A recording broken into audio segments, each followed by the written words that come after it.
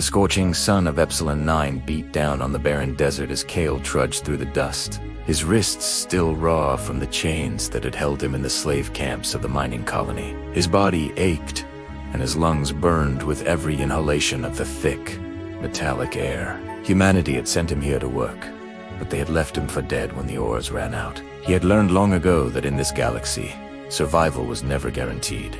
The landscape ahead shimmered faintly in the heat. Amid the endless dunes rose a city unlike any he had ever seen. The towers were alive with light, smooth and luminous, shaped as though they had grown organically rather than built. Something about it drew him forward, a whisper in his chest telling him he would find salvation there. As he approached, a figure appeared at the threshold of the city gates. She was unlike any being Kale had ever encountered, tall and radiant. Her skin shimmered with a soft silver hue that reflected the sunlight like liquid metal. Her eyes, deep and glowing, seemed to see straight into his soul, reading every scar, every moment of suffering. She wore flowing garments that swirled around her like mist, and her presence exuded authority and warmth at the same time. Kale instinctively bowed, exhausted, grateful, yet wary. I am lost, he rasped.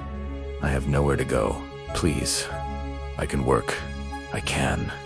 She raised a hand, stopping him mid. Her gaze was intense, but not unkind. You are not here to work, she said, her voice melodic, as if each word had been chosen with care. You are here to live. The words struck him like a revelation. No one had ever spoken to him that way. Not in months, not in years. His lips parted, but no sound came. Come, she said, turning gracefully. You will be safe here. He followed her into the city, marveling at the way it seemed alive. The walls pulsed gently, as though breathing. Strange, floating lights moved in quiet patterns along the path, illuminating gardens that thrived without soil, plants with leaves like liquid crystal. Everything felt both alien and intimately familiar, and Kale realized that for the first time in his life, he was not afraid. Inside her home, she offered him water that glimmered faintly with blue light. Kale drank deeply, feeling the heat and dust leave his body as if the liquid had absorbed his exhaustion. He dared to look at her then.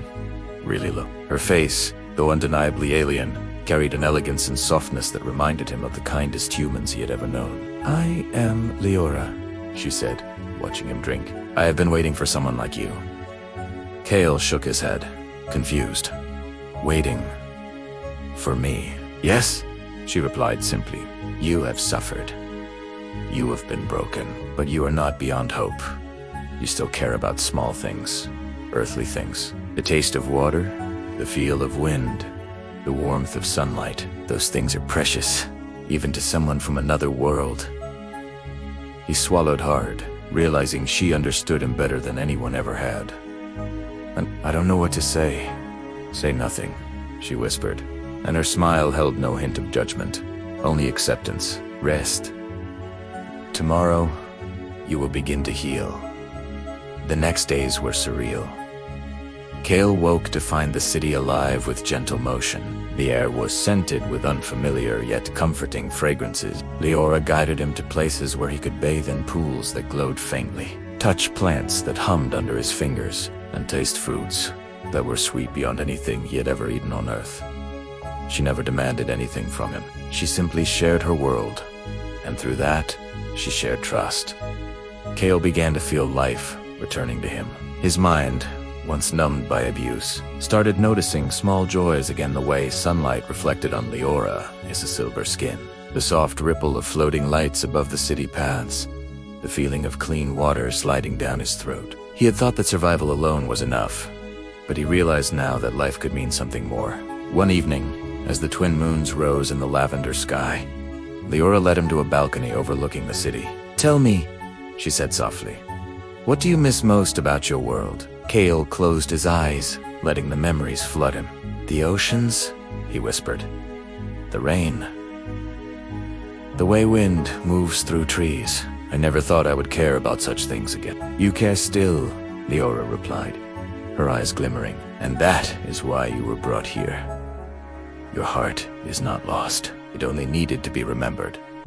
For the first time in years, Kale felt tears slide down his cheeks, and Liora reached out, placing her hand over his. The warmth of her touch was both alien and deeply comforting, filling a void he had thought permanent. As weeks passed, Kale grew stronger, but more than that, he began to understand Liora, and she began to understand him. They shared long conversations about life, loss, and the strange fascination humans had with their homeworld.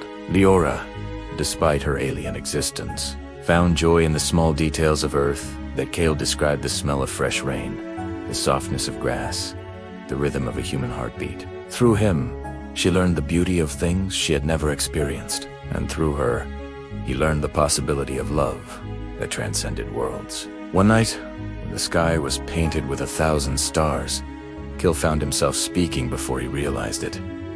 "I don't want to leave," he admitted. "I thought survival was all I could ask for. But you've given me life again." Liora's eyes glimmered like starlight. "And you have reminded me of the beauty and simplicity. You have shown me what it means to care for something earthly, even when all I have is my world. Together, we have found something neither of us could alone." Kale felt the final weight of his slavery lift from his shoulders. No chains, no brutality, no despair could touch him here. He had been saved, not just from captivity, but from a life without meaning. And in Liora, he had found a companion, a guide, and something more profound than words could describe. As the moons cast their silver glow over the city, Kale realized that some rescues did not come from armies or fleets. Some came from beings who understood the heart, who recognized the value of small joys, and who could love beyond boundaries. Liora turned to him, her smile serene and full of quiet power.